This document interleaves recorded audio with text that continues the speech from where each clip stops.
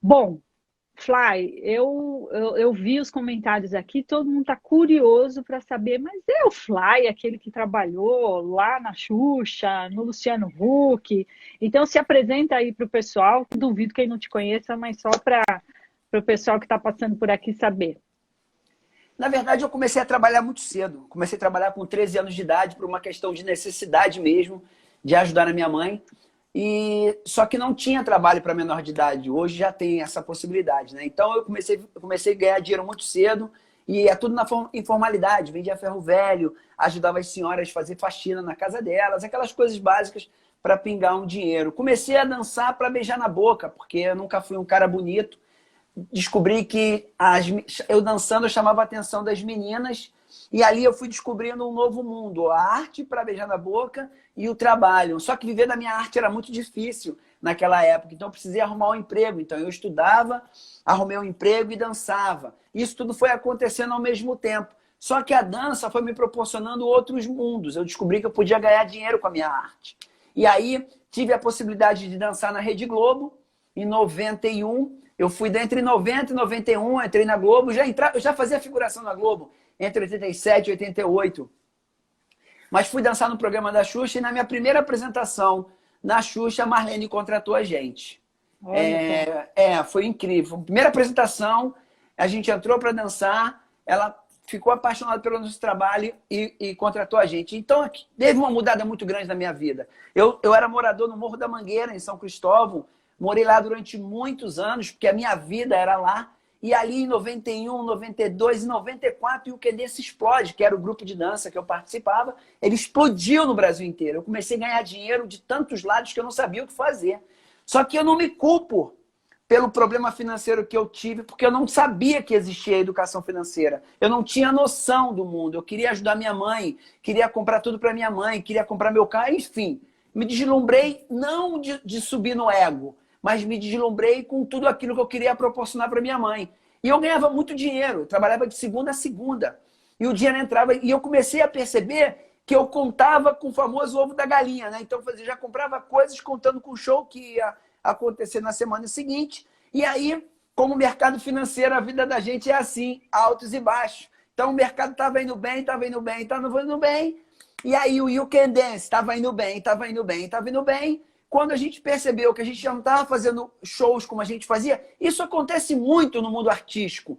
A gente está em alta, está em baixa. Isso é uma coisa que eu vejo muito hoje. Muitos artistas que acham que fazem um sucesso muito rápido, adquirem coisas que não podem manter. Com isso, dá queda na carreira e você não consegue manter. E foi em 1995, minha mãe morre. E ali a minha vida começa a perder o rumo, eu começo a perder tudo. O meu pai, completamente perdido, ele passa de ser pai e vira filho, eu viro pai. E eu tenho um irmão pequeno para criar e a gente já não estava mais ganhando dinheiro e eu tinha muita coisa para pagar. Quando foi em 1998, eu quebrei totalmente na fonte, fiquei totalmente endividado. E aí eu começo a fazer faculdade, né? Não querendo mais trabalhar na área artística, queria estudar, e a Rede Globo pagava 80% da minha faculdade. No quarto período da faculdade, eu repeti e perdi minha bolsa, e aí fui para o fundo do buraco. Eu cheguei ao ponto de não ter dinheiro para comer. Eu cheguei ao ponto de ser confundido com morador de rua, porque eu estava tão... Tinha emprego, tinha salário, mas não tinha dinheiro. Não tinha, o dinheiro caía, o banco levava. Aquela coisa básica que todo mundo já sabe que acontece. Eu fui um desses 64 milhões de brasileiros hoje que estão endividados. Então, essa crise do coronavírus, para mim, eu estou passando tranquilamente. Por quê? Eu já tive tanta crise na minha vida que eu aprendi a me adaptar a qualquer tipo de crise que apareça na minha vida. Quem está sofrendo muito, e eu faço uma coisa diferente todos os dias, é minha esposa e minha filha. Então, eu sempre faço alguma coisa diferente para que o dia delas seja diferente. Então, eu venho trabalhar aqui no meu escritório, eu estou produzindo, então eu aprendi, no momento que eu me endividei, que eu nunca mais ia passar por esse tipo de transtorno.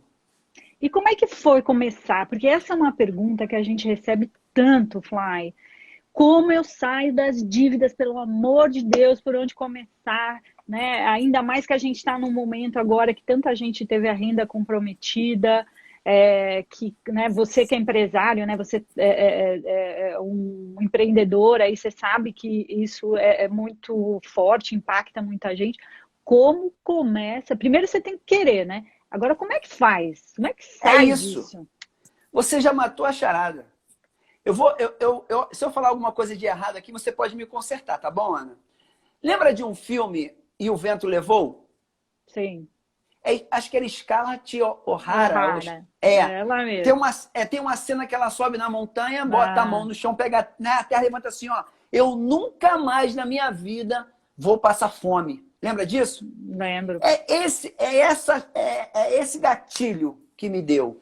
Quando eu vi que eu estava totalmente desesperado, que eu não. E o importante, eu não sou contra as instituições financeiras, eu mudei a minha forma de pensar em relação às instituições financeiras, porque quando a gente está endividado, a gente sempre culpa a taxa de juros, a gente sempre culpa o cartão de crédito, a gente sempre culpa os bancos, enfim, a gente culpa todo mundo, mas nunca se culpa. Uhum. Quando eu descobri isso, eu falei, que, cara? Pô, eu sou um moleque que sempre gostei de trabalhar, sempre ganhei meu dinheiro. Eu não posso ficar nessa situação. Foi aí que eu falei, não quero mais. E quando eu falei, não quero mais, Ana, acabou. Ali eu dei a minha virada. Ali eu falei, não quero mais e acabou. É isso, é mudança de hábito. E todo mundo sabe disso. Por incrível que pareça, Ana, todo mundo já sabe o que tem que fazer. Mas o mais difícil é você ter coragem. Porque, frase de Robert Kiyosaki, eu falo muito, saber que você precisa mudar não é o suficiente. Você precisa ter coragem para fazer essa mudança. E eu fiz essa mudança. Eu acreditei que eu podia. E você começou, aí você falou, bom, por onde você falou? Você falou, deixa eu ver o que eu estou gastando, deixa eu ver o tamanho das minhas dívidas. Como é que foi, assim? Boa pergunta, Ana. Primeira coisa, eu descobri que eu estava com câncer financeiro, né? Não tinha mais aonde buscar recurso. Estava duro. O livro do Robert Kiyosaki, Pai Rico, Pai Pobre, custava R$ 35. Eu cheguei numa livraria com R$ 40 no bolso, era o único dinheiro que eu tinha. Perguntei para ele, tem algum livro? Ele falou, tem. Me vendeu o Pai Rico, Pai Pobre. Fui para casa. Eu li o Pai Rico, Pai Pobre, eu falei assim, ó, que isso? O que é? Ana, Olha, ele está aqui na minha estante, ó. aqui também, está aqui na minha estante também aqui. Eu vou pegar aqui para mostrar para o pessoal. Aqui, ó.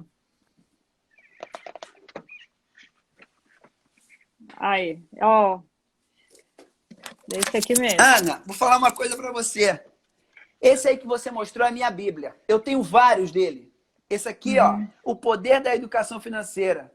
Descubra algo que você faria de graça pelo resto da minha vida. Educação financeira. Depois descubra um jeito de ganhar dinheiro. Hoje eu sou remunerado pelo trabalho que eu faço. Só que aí que vem um grande segredo. Quando eu aprendi educação financeira e descobri, eu precisava me capitalizar. Eu precisava fazer recursos.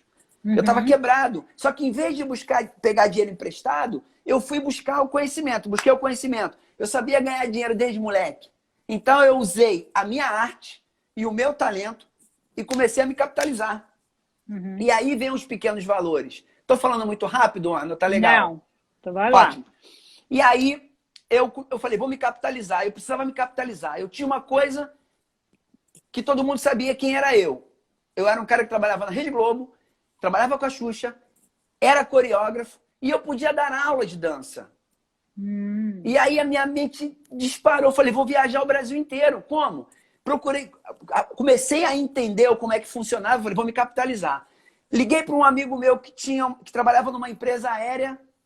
Falei, pô, irmão, tem como tu conseguir umas passagens aéreas mais baratas para mim? Ele falou, tem, eu te boto aqui como meu primo, que podia colocar um amigo, e você vai comprar passagem a R$ 100. Falei, opa, R$ 100, beleza. Agora eu tenho que arrumar escola de dança para me dar aula, no Brasil inteiro. E aí eu comecei a ligar para as academias, como Wagner Menezes Pereira, não como Fly. Alô, tudo bem? Então, eu sou o empresário do Fly, nós estamos com um projeto Dance com o Fly pelo Brasil. Você teria interesse em levar o Fly para sua academia para dar aula? Você não vai ter custo nenhum. Eu só preciso que você consiga os alunos. Porque eu já tinha passagem a R$ 100. A pessoa assinava o contrato comigo, quando eu chegava na cidade, ela já me pagava 50%. Eu nem pedia para pagar antecipado. Eu confiava nas escolas de dança e dava certo. E aí eu comecei a me capitalizar. Com o dinheiro que eu ganhava como aluno, como professor, eu pagava o hotel, eu pagava a alimentação, eu arriscava. É igual você pensar no futuro, investir mesmo. E aí eu comecei a me capitalizar. Agora me fala uma coisa, você fez uma parte que é importante mesmo, de aumentar a sua receita, mas como é que você cuidou dos seus gastos e as suas dívidas? Certamente você teve que cuidar desse lado, porque é o que eu sempre falo por aqui, né? Não importa muito o tamanho da torneira, e sim o tamanho do ralo. Se teu ralo é muito grande, você pode abrir a torneira que o negócio vaza.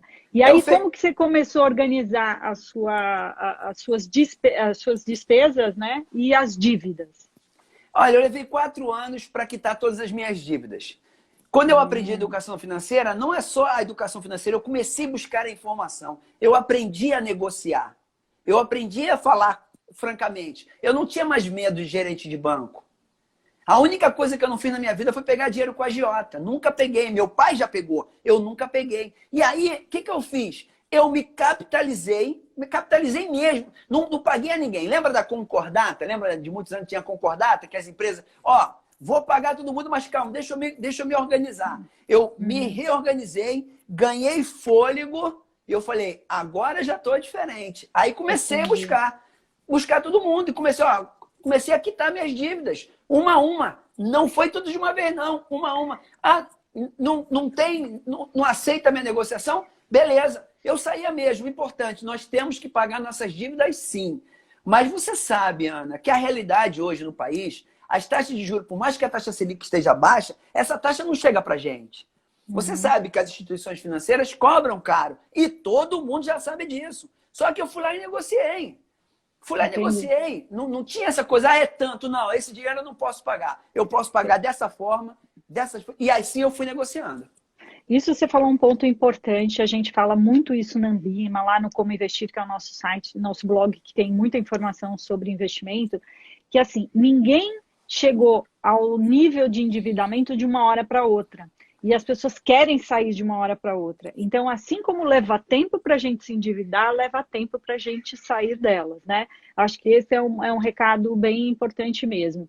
E negociar uma a uma, e saber negociar, né? O que a gente fala, e você tem razão, as taxas dos empréstimos, das dívidas, elas são mais altas do que o que te remunera nos investimentos.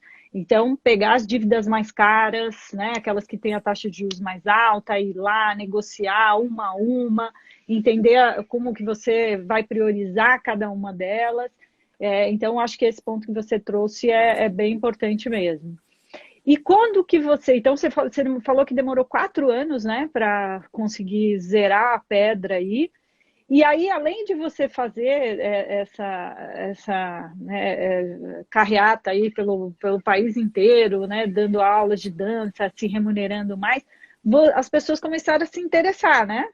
Os seus Pela amigos se dança ou interessam pela educação financeira? pela educação financeira, né? Boa pergunta, Ana. Olha só, deixa eu falar uma coisa para você. Eu lembro como fosse hoje. Mas importante, não estou colocando como problema, não. É a realidade, é coisa nossa, é cultural. Vamos lá, boa pergunta. Quando eu aprendi educação financeira, quando eu voltei para a minha faculdade, quando eu me formei, quando eu descobri que eu podia, eu falei, cara, eu não posso guardar a educação financeira só para mim, Ana. Eu tenho que falar para todo mundo que ferramenta incrível é essa. Aí eu tive uma ideia, fui até a Rede Globo, como eu já falei para você, estou lá há muitos anos, procurei uma profissional do capital humano, que antigamente era o RH, falei, Raquel, eu queria dar aula aqui no Projac. Aí ela, aula de dança? Aí eu, não, aula de educação financeira. Aí ela, Fly, pelo amor de Deus, né? Você inventa. Eu falei, por favor, se você não acredita, junta o capital humano todo para mim, eu vou dar uma palestra. E eu trago o entretenimento, eu sou criado no entretenimento. A minha palestra não é, olá, não, eu já entro quebrando tudo, é música, o tempo todo, não tem tristeza. Eu até brinco que eu criei o stand-up do dinheiro, é divertimento do começo ao fim. Aí quando eu acabei a minha palestra no Capital Humano, ele falou, caraca, Fly, você vai dar aula aqui. Falei, ótimo, mas não pode falar que é o Fly. Não sou eu o coreógrafo, é o Wagner Menezes Pereira. O mesmo Wagner que ligou para as academias. Não, tudo bem. Aí teve uma divulgação interna dentro da Rede Globo, Wagner Menezes Pereira vai dar aula de educação financeira. Eu lembro como fosse hoje, me colocaram numa sala lá em cima da fábrica de cenário, dentro do Projac. Estou lá esperando, cheguei muito cedo. Percebi. E outra coisa, parabéns, você começou 3 horas em ponto. A gente tem esse hábito de ser certinho com nossos horários, porque a gente tem planejamento. Isso é muito bacana. Parabéns a você, viu, Ana? Não podia esquecer de falar isso. E aí, eu cheguei na sala de aula às 7 horas da manhã, minha aula ia começar às 9. O pessoal foi chegando. E qual é, Flávio? Vai fazer aula também? O que houve? Tá endividado? Pô, mas tu trabalha com a Xuxa, cara. Trabalha com o Luciano Huck, tá duro. Imagina, se tá ruim pra você, imagina pra gente. Falei, calma, irmão, senta aí, vamos trocar uma ideia. Quando deu 9 horas da manhã, eu levantei. Falei, galera, bom dia, eu sou o Wagner Menezes Pereira e eu que vou dar aula para vocês. E ali veio aquele burburinho, aquele preconceito. Eu falei, cara, não vai embora não, me dá aí 10 minutos, me dá aí um pouquinho. Aí o pessoal foi ficando. Eu dou aula na Rede Globo há mais de 12 anos. Não só o presencial, que é dentro do Projac, mas eu também tenho um curso online, que é para as 5Gs. Que assim, a gente deu uma parada devido à crise que começou em 2014, mas agora eu estou voltando. Depois que passar esse coronavírus, eu volto lá a dar aula. E também lancei a minha plataforma de educação financeira, que eu falei com você. Lancei tem um mês e assim, eu estou feliz da vida, que agora eu posso ensinar educação financeira para o Brasil inteiro. Muito bom. E aí, Fly, a gente tem um termo lá na Ambima, né, que a gente diz o seguinte, primeiro você sabe disso, o quanto o dinheiro carrega conotação negativa, né? Então, é um tabu danado, você falou do preconceito, as pessoas têm estereótipos, né, do que é uma pessoa que sabe cuidar de grana e as que não sabem. Mas desculpa te interromper, mas o meu preconceito não foi nem esse, não. Eu era o tchutchucão, eu era Bila Bilu, eu era coreógrafo, era dançarino, dançava com a Xuxa, fazia... É isso, o preconceito estava aí, não estava nem no meu conhecimento, não. É porque cria um estereótipo, né? Sim, mas é uma coisa nossa, né? É uma cultura nossa. Não estou reclamando, não, mas é uma cultura nossa. Desculpa te interromper, Ana. Imagina. Pode continuar. Mas quando a gente tem sempre vem essa carga muito negativa, tudo a gente fala muito de reserva de emergência e que a gente tem que estar preparado para uma eventualidade. E lá na Ambima a gente costuma falar que a gente tem que sempre colocar uma carga positiva nas coisas, porque aí a disputa fica mais leal, né? Pensa só, você precisa pensar numa grana para você ter no seu futuro, só que você quer fazer uma viagem com seus amigos no final de semana. Pô, entre pensar no futuro e eu ir para a praia tomar uma cerveja com amigo, deixa eu ir para a praia primeiro, depois eu penso no futuro. Só que quando você põe isso em parâmetros positivos, pô, eu quero fazer uma viagem para o exterior ou é a viagem para o fim de semana? Pô, você tem mais disposição de guardar o dinheiro para a viagem que você quer fazer para o exterior e aí se uma emergência acontecer, o dinheiro está ali para você usar, né? Então a gente costuma falar de reserva de oportunidade. Isso posto, e que é isso que a gente está vivendo agora, né? Essa fase que a gente tem tanta gente que não tinha nenhuma reserva. Como é que você se viu muitas vezes perdendo oportunidade por não estar equilibrado financeiramente? Ana, isso eu senti lá em 1998. Depois disso, eu sou um cara que já sei o ano que eu vou me aposentar. Eu sou um cara que eu me preocupo com a segurança da minha família. Eu sou um cara que não abro mão dos meus seguros de vida que eu tenho. Eu sou um cara que penso muito agora na minha filha, no futuro da minha filha. Como você sabe, todo economista fala que um filho até a maior idade vai custar R$1 milhão. Então, desde o dia que eu escutei isso, eu tenho o hábito de anotar todo o recurso que é investido na minha filha. Então, hoje eu sei exatamente quanto minha filha está me custando com 11 anos de idade. Então, eu controlo tudo. Então, quando a crise... E olha o que eu vou falar para você. Nós só estamos há quase 40 e poucos dias de uma crise desse tamanho. A gente não está falando de 2, 3 meses. Eu tive crise de 2, 3 anos. Desesperadora, entendeu? Então, quando a crise apareceu do coronavírus, eu estou preparado para qualquer tipo de crise. Até para a minha morte eu estou preparado. Porque se eu morrer, minha família não fica desamparada. Não é que a gente fique obcecado, mas é a realidade. Então, hoje, eu falo para as pessoas que estão com problemas financeiros que fique calmo. A prioridade não é pagar sua dívida, a prioridade é sua sobrevivência. E isso não estou falando, não. Todos os especialistas que eu acompanho estão falando isso. Esse momento que nós estamos vivendo vai mudar, Ana. Eu tenho certeza que quando isso passar, as pessoas vão começar a ver isso de outra forma. A gente não pode esperar o problema aparecer para resolver. E eu sei, Ana, a quantidade de pessoas que eu tenho orientado pelo meu Instagram, e acredito que você também deva estar fazendo isso, é muito grande. As pessoas falam, Uhum. eu estou desesperada, eu quero me matar. Se matar por causa de dívida, não vale a pena. Tem que manter a calma. Uhum. Isso vai passar. Agora, que isso fique de exemplo, porque outras crises virão. Uhum. Então, eu sou um cara que tenho reserva financeira desde o dia que eu aprendi educação financeira. Eu Ô, aprendi a Flávio, me pagar primeiro, entendeu, Ana? Eu me me pago conta, primeiro. me conta um pouco sobre isso.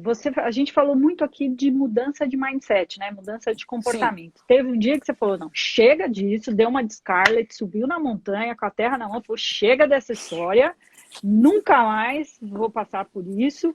E você mudou um comportamento e aí você teve atitudes objetivas para você conseguir reverter essa situação. sim. Como é que foi você começar a investir? Porque lá na Ambima a gente fala muito isso, né? Uma coisa é você poupar mais, ou seja, você se equilibrar, né? Você conseguir ficar no azul, a partir de ficar no azul, conseguir preservar mais aquilo que você ganha e depois investir melhor o seu dinheiro. São duas etapas, que às vezes as pessoas também já querem ser investidores ultra profissionais e ainda não percorreu o caminho necessário. Como é que foi para você desbravar esse mundo todo aí dos investimentos? Como você Eu sou, começou?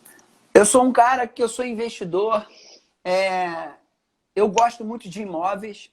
Eu sou um cara que gosta de fundos imobiliários. Eu sou um cara que gosta de tesouro direto. Eu sou um cara que gosta de previdência. Eu sou um cara que gosta de mercado de ações. Eu sou um cara que diversifico. Eu não Uhum. coloco todos os ovos numa única cesta. Eu tenho meu fundo de reserva, que eu posso mexer nele a qualquer momento. Eu sou um cara que gosta de. Eu sou um cara da antiga, que eu gosto de ter dinheiro no bolso. Eu sou um cara que. Eu sou assim. Se eu te mostrar o meu Tupperware de moeda, você cai para trás. Ah, eu quero Eu saber sou um sobre cara. isso. Eu sou um cara que. Eu sou um cara fascinado por esse assunto. E sabe que é uma coisa legal, Ana, que as pessoas me falam assim: eu já conquistei meu primeiro milhão. Conquistei. Só que quando eu falo que eu conquistei meu primeiro milhão, não quer dizer que eu sou milionário. Eu trabalhei, fiz meus melhores investimentos e eu penso em me aposentar, não milionário, mas com a minha liberdade financeira. Todo mundo quer ficar milionário. Às vezes eu até brinco que as pessoas querem entrar numa fila para jogar, preferem entrar numa fila para jogar na loteria do que entrar num lugar para aprender educação financeira. As Uhum. pessoas acham que elas podem ficar milionárias da noite para o dia. A quantidade de falcatruas. Não pula esse vídeo, não, que você vai ficar milionário. Isso é enganação. Não existe fórmula mágica. Eu sou um investidor de curto, médio e longo prazo. Mas eu não tenho a ganância de ganhar dinheiro rápido. Eu sei ganhar dinheiro sempre, dentro da minha Uhum. realidade. Quando eu tenho qualquer dúvida, Letícia Camargo. Letícia, você pode me orientar aqui numa coisa? Claro, Fly, porque eu tenho uma ética, eu não dou dica de investimento para ninguém. Eu tenho isso comigo. Eu falo com as Uhum. pessoas, se eu tenho dúvida, procura a Letícia, eu dou o Instagram da Letícia. Por quê? Porque eu acho que quando se trata do dinheiro, o meu eu sei cuidar, mas quando se trata do dinheiro dos outros, a escolha é de cada um. Se você não Uhum. sabe, busca informação. Porque essa coisa de querer ganhar dinheiro rápido não rola. Não é É. tão fácil assim. E é isso que eu levanto a bandeira, entendeu, Ana? Isso é legal você ter falado, Fly. Até recentemente foi para o ar um vídeo que a gente fez, duas ações nossas mais recentes. Um vídeo que eu gravei ainda antes da gente entrar nessa quarentena toda, falando sobre fraudes financeiras, explicando o que é uma pirâmide, explicando o que quais são os indícios de uma fraude, porque a gente fica muito suscetível a esse retorno rápido. Porque não tem nada mais sedutor do que a gente ouvir que não precisa fazer esforço, que não tem risco e que vai ser fácil. A gente tende a cair nessa. Então, isso tem que ter muita atenção. E o outro, a gente fez uma live aqui no Instagram também com José Alexandre Vasco, da CVM, responsável pela área de orientação de investidores. A CVM, para quem não sabe, é o xerife aí do mercado financeiro, ele que O melhor que nós supervisiona. temos. O melhor que nós temos. Então foi muito legal essa live, tá lá no YouTube da Ambima gravada, porque as pessoas ficam tão no desespero de querer sair das dívidas a qualquer custo, né? Tirar aquela coisa ruim da frente e enriquecer fácil que acabam caindo nessas fraudes. E o importante dizer também que nesse período que a gente está, nessa crise toda, essa quarentena, a gente está muito mais, assim, os pilantras estão aí de plantão, Cara, mandando ver. até Cresceu os 600 muito. reais das pessoas eles querem levar. Meu Deus do Exatamente. céu, que ganância é essa, Ana? Por que eu tenho que tomar o dinheiro? As pessoas estão loucas, cara. Não é possível. Será que isso é cultural ou é isso no mundo inteiro, Ana? Olha, é mundial, assim, né? Eu acho que até isso é uma coisa legal de contar. A gente participa na Ambima de alguns fóruns internacionais que discutem educação financeira e a gente fala muito sobre esse tema. E em todos os países, esse sempre é um item de pauta. Alguns anos atrás, a gente participou de um treinamento sobre educação financeira numa organização internacional que reúne reguladores e autorreguladores do mundo inteiro. E um dos temas foi fraudes, né? Assim, falando a preocupação, e quem apresentou foi uma delegação americana, dizendo o quanto isso lá é um problema também. No fim, Fly, nós somos seres humanos. As nossas motivações, nossos vieses, né, de comportamento, eles estão instalados na nossa espécie, né? Não importa muito na nossa geografia. Tem muito que se fala também dizendo que o brasileiro tem menos educação financeira que outros países. O que a gente tem é um nível de educação básico que a gente fica abaixo da média, assim, abaixo de muitos países. Mas, por outro lado, o brasileiro sabe se virar bem em algumas coisas, né? Ele entende bem o que é uma inflação, o que é perder o poder de compra do dinheiro. Por mais que as pessoas, e você comentou aqui, as pessoas sabem que elas estão pagando caro por um crédito, mas elas acabam, deixa que vai dar, né? No final dá certo. Então a gente também é suscetível a isso. Então as fraudes elas estão instaladas em todos os lugares, né? Hoje mesmo eu estava lendo uma notícia num dos portais de notícia falando sobre uma fraude de uma pessoa que tinha uma credibilidade, uma reputação dentro da região dela lá e quando viram, né, era uma fraude. Então isso é muito perigoso mesmo, e você deve ter visto muita coisa por aí, né? Deve ter te É, dado muitas eu, ofertas, né? na verdade, Ana, eu sou um cara que eu vejo muita coisa, peço até desculpas por às vezes não poder falar, porque eu trabalho numa instituição, né? Eu tenho que respeitar isso, eu sou um funcionário da Rede Globo, mas às vezes eu fico um pouco assustado com as coisas que eu vejo, e eu não posso também vir com muito pé na porta também para não assustar. Eu fico muito triste quando eu vejo pessoas querendo tirar de uma...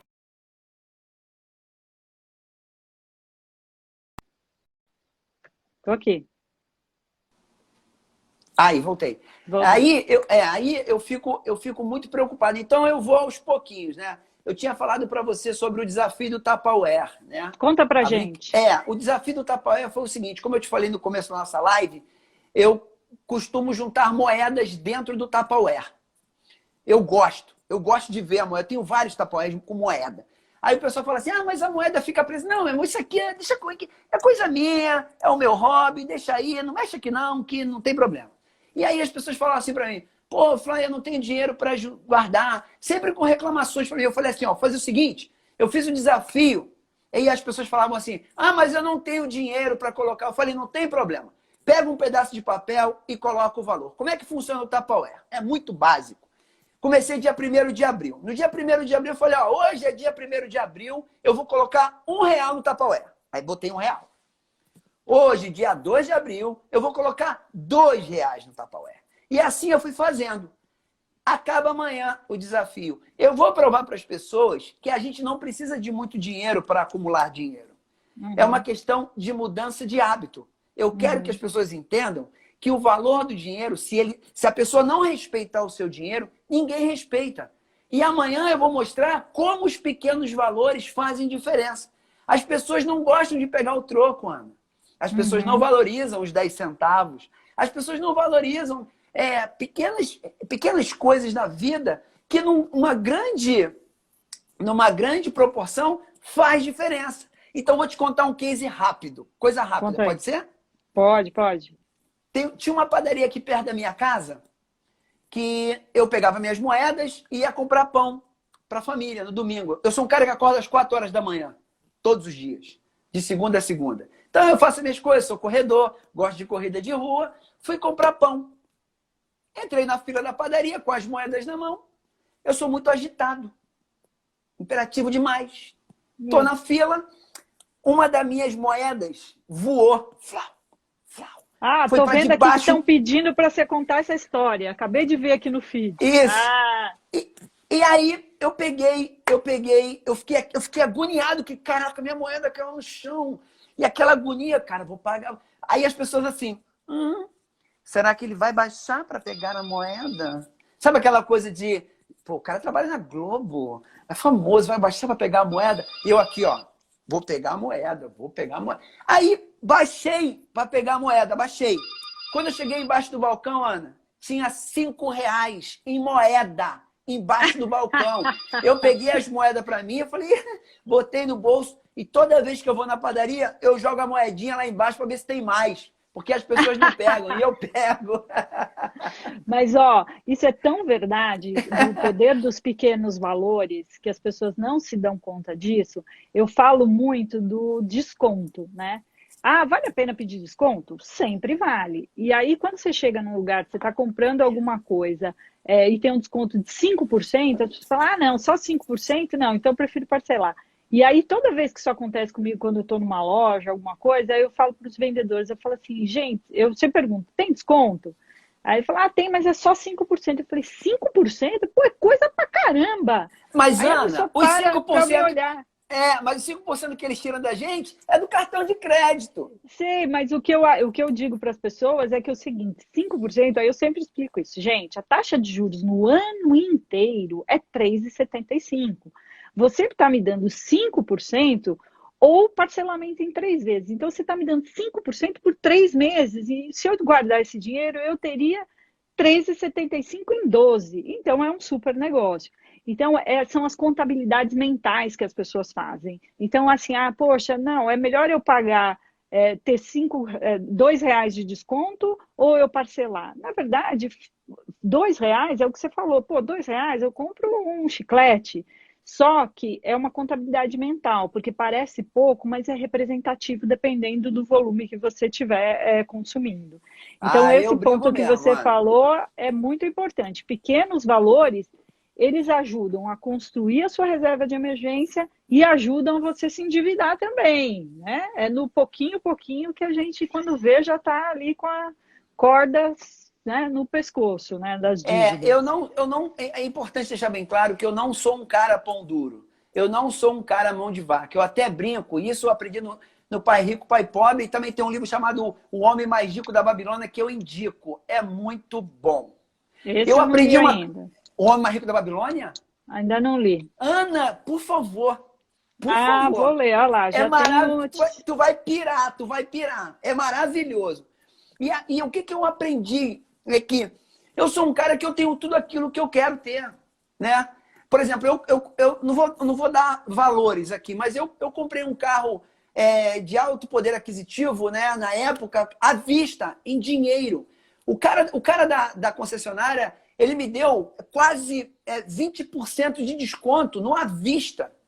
Por quê? Porque, mas tu vai comprar um carro desse valor? Vou, irmão, eu trabalhei, eu me paguei primeiro, eu tenho o plano A, o plano B, o plano C, o plano D, é F. Chegou no F, tu já pode imaginar o que é. Eu fui lá e comprei meu carro à vista. Aquilo para mim foi tão prazeroso, porque eu comprei ele à vista e eu tenho condições de manter. Eu não tenho essa coisa assim, tu tem que trocar de carro em 2 anos porque você vai perder dinheiro. Galera, deixa eu falar uma coisa para vocês. Nós vamos perder dinheiro sempre, mas tem que tentar perder o menos possível. Não existe essa coisa de que você não é assim. Eu sou um cara que eu fico com o carro 10 anos, sim, cuido dele, todo ano eu vou lá e dou um tratozinho. Não tem essa. Essa coisa de se boicotar, as pessoas se boicotam. Tu tem que aprender a entender a sua realidade. Se você pode comprar um carro, compre. Não pode, não compre. Eu prefiro andar de ônibus. Antes de ônibus, não interessa. Você tem que saber qual é a sua realidade. Não tem o certo e o errado.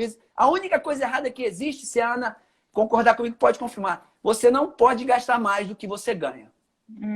Se você viver dentro da sua realidade, você pode ter o que você quiser. O que a gente fala, né? O exemplo, o único lugar que gastar mais do que ganha vale a pena nas calorias, né? Você tem que gastar mais caloria do que o que você consome, aí a conta fecha. Mas eu acho que esse ponto aí você tem bastante razão mesmo. O quanto não é colecionar dinheiro, é usar o dinheiro Não, como meio hábil de conseguir os objetivos de vida.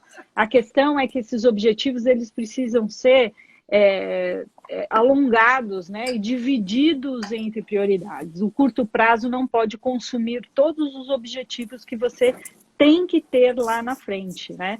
Uma pesquisa da Ambima, a pesquisa do raio-x, que é uma pesquisa que anualmente a gente faz, para medir a intenção e a confiança dos investidores.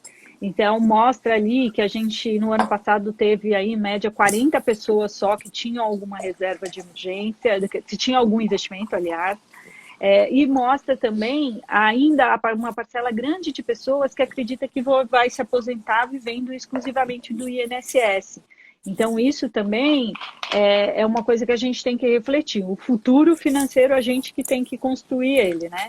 Então, eu acho que esse é um recado. Deixa eu dar mais um recado aqui, Fly. Tem um fica à monte de vontade, gente Ana. entrando, Fica à perguntando de vontade. novo das provas. Gente, Fica à essa live vontade. aqui é um bate-papo com o Fly, que a gente está falando sobre educação financeira, reserva de emergência, mudança de hábitos e comportamento financeiro. E não estamos falando de certificação, mas o recado não temos previsão ainda de quando retomaremos as provas. A gente vai divulgar em todas as nossas mídias, aqui no Instagram, no site da Ambima, em todos os canais, LinkedIn, assim que a gente retomar as provas. Como vocês podem acompanhar, ainda a maioria dos estados está em quarentena, né, em isolamento social, e a gente está cumprindo todas essas recomendações, então não há nenhuma previsão ainda de retorno das provas, mas assim que a gente tiver, vocês serão os primeiros a serem informados. Ok? Bom, tem algumas perguntinhas aqui. Aqui até no feed não está rolando muita pergunta, tem bastante comentário. Estou adorando os comentários que vocês estão fazendo, mas a gente recebeu aqui algumas perguntas. Uma a gente falou, mas eu quero que você reforce, porque tem gente circulando aqui. Por que eu preciso ter uma reserva de emergência, então? Porque um carro precisa de um step também, igualzinho. Todo mundo precisa ter um plano A. O carro não pode não ter step. Se acontecer alguma coisa na rua, está roubado. Eu acho que a reserva financeira, a reserva de emergência, todo mundo precisa ter, mesmo que seja pouca. Não precisa, se você começar a achar que precisa de muito dinheiro para juntar. Se eu estiver errado, você também pode me corrigir, Ana. Todo economista diz que você tem que ter 6 meses de todos os seus gastos. Essa era uma né? pergunta que eu ia te fazer. Vamos lá. 6 meses você tem que ter. Olha só, olha quanta coisa que eu vou falar agora. Aí nós temos que pagar nossas contas, pensar no futuro, pagar a escola da criança, pagar não sei o quê, pagar inglês, pagar não sei o quê, pagar. Aí você tem tanta coisa para pagar que a gente esquece de se pagar. Às vezes, Ana, o que mais me assusta é que parece que não quero parecer grosso que eu vou falar, mas, por exemplo, eu não concordo quando uma instituição, vamos falar assim, uma escola. A escola tem lá que tem que pagar toda a mensalidade todo mês, o cara tem que pagar, às vezes um pai luta muito para pagar aquela escola, só ele sabe a luta que é, e nós sabemos que isso pode acontecer.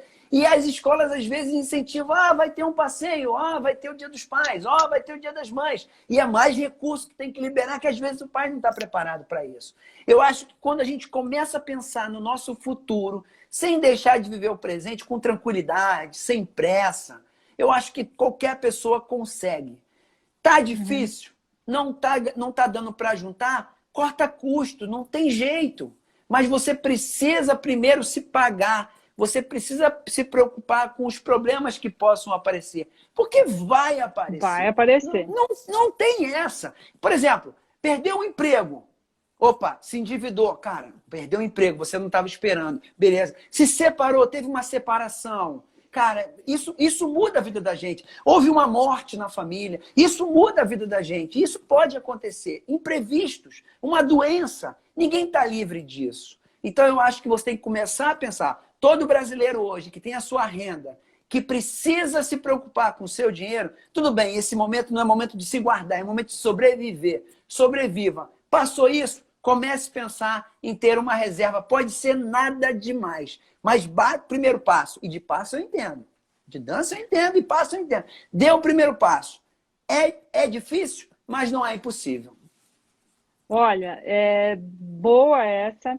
E acho que tem aqui, eu vou explorar esse seu lado, que eu acho que é uma coisa muito bacana das pessoas terem aqui, essa sua visão, que é uma pergunta aqui. Olha, eu perdi 75% da minha renda.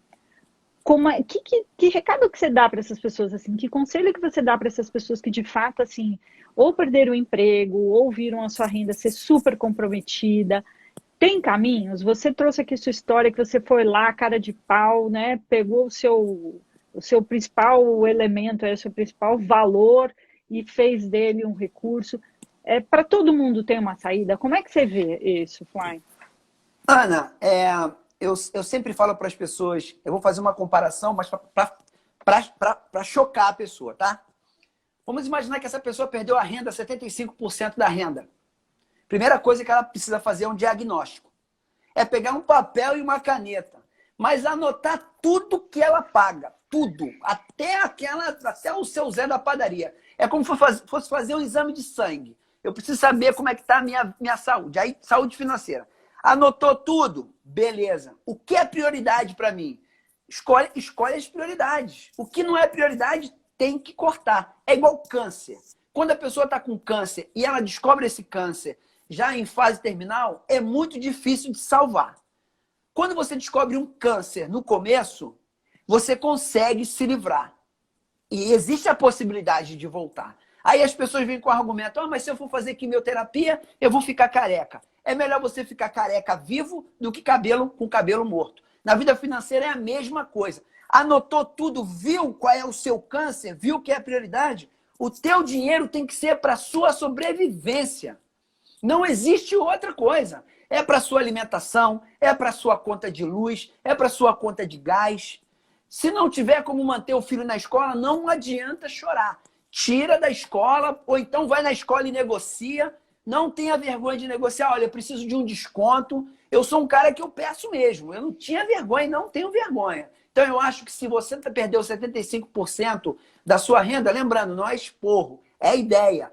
É tipo caveira. Anota, só dê valor o que for prioridade para você. É isso que você tem que pensar na sobrevivência da sua família. É isso que eu acho, Ana. Muito bom. Eu acho que tem também, eu vou complementar o que você disse para a resposta dessa pergunta que a gente recebeu, mesmo aquelas pessoas que têm uma reserva financeira, porque a gente tem o caso, né, de pessoas que têm lá uma reserva financeira. Essas pessoas ainda assim têm que fazer esse diagnóstico e esse exercício. Todo mundo?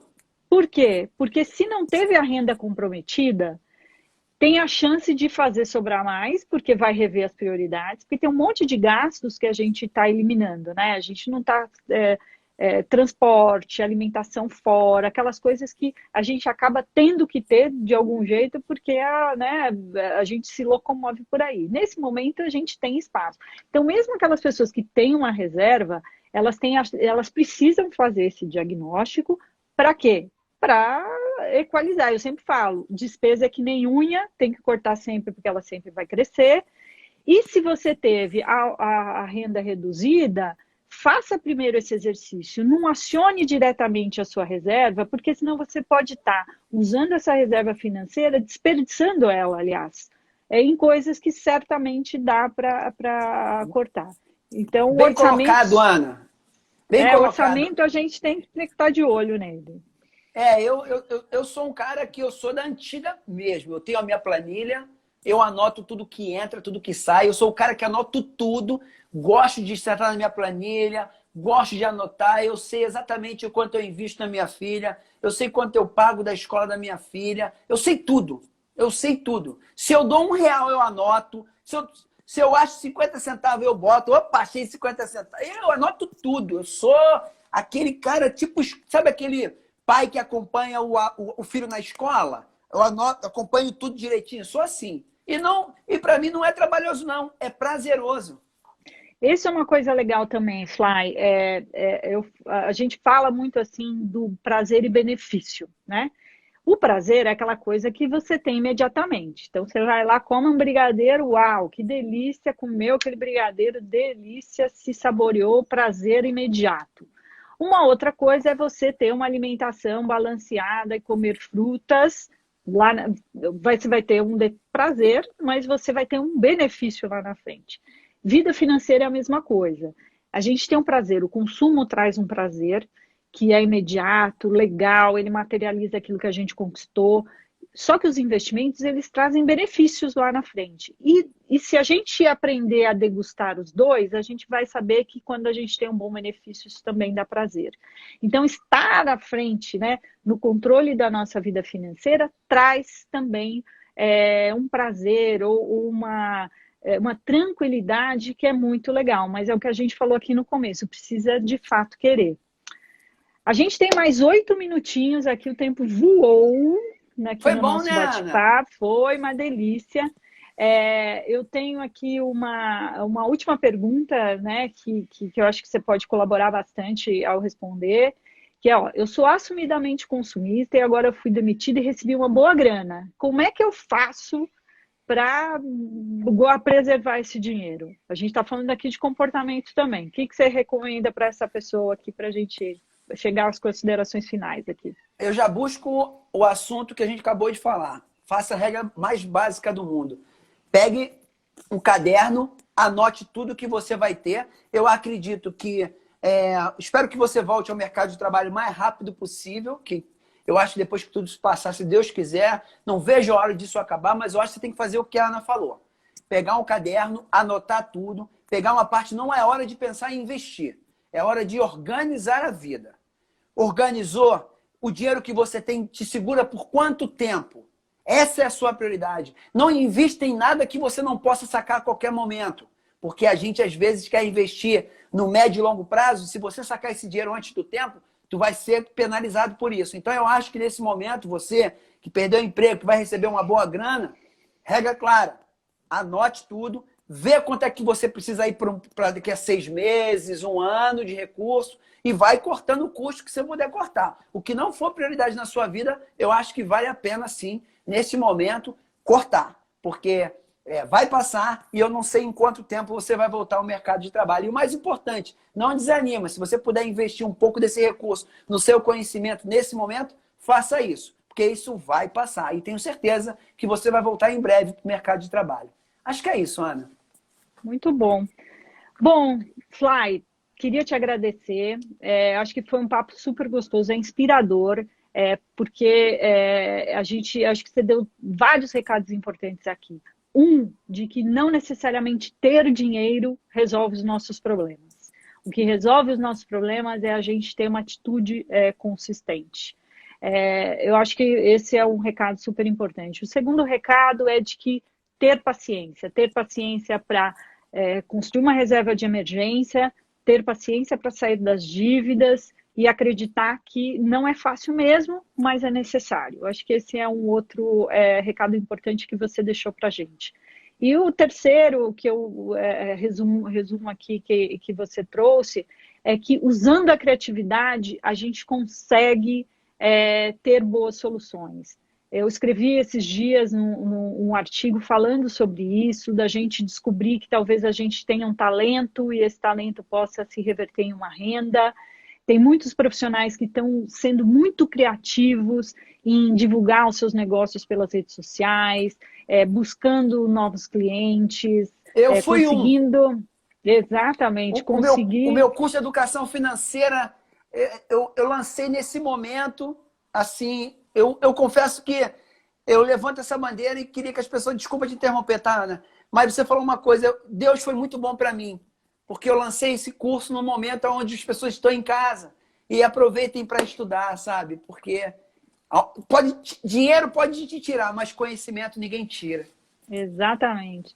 E é importante a gente, nesse momento, que a gente está com tempo aí para refletir e que a gente pode usar a nossa criatividade para tentar melhorar a renda que foi comprometida de algum jeito. A gente pode usar a nossa consciência para rever os nossos gastos nesse momento e investir em conhecimento para a gente poupar mais e investir melhor esses recursos e a gente ter essa reserva para essa crise e para todas as outras que elas virão em maior e menos grau. Acho que isso é natural de todo o mercado acontecer. A gente espera que não aconteça, mas sempre o telhado aparece uma goteira e a gente tem que consertar ele enquanto está sol, né? Você Se tem você mais alguma tirar coisa?